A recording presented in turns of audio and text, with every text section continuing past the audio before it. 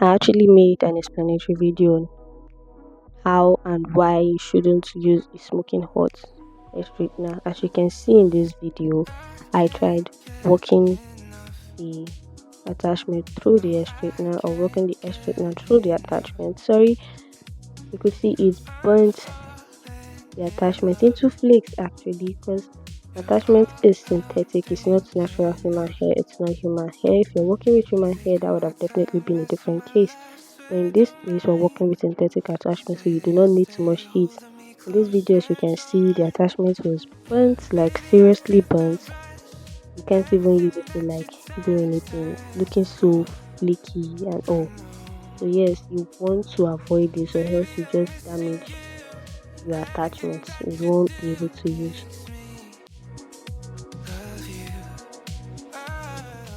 You have to be very careful going in with our head straightener. You want to like dab it through first off, and when the straightener is a little cooler, then you can go straight once.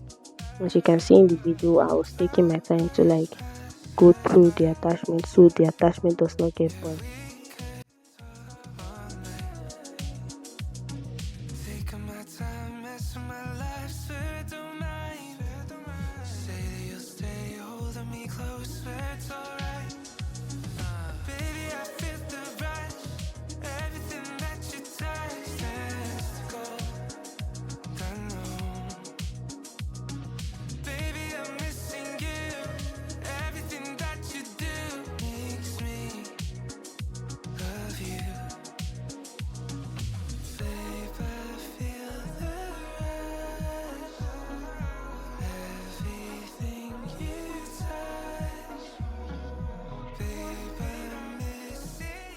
So yes, this is how we make, or this is how we revamp and we use old attachment, make it look a little new again. Can't definitely look as soon as new, but yes, it's almost there.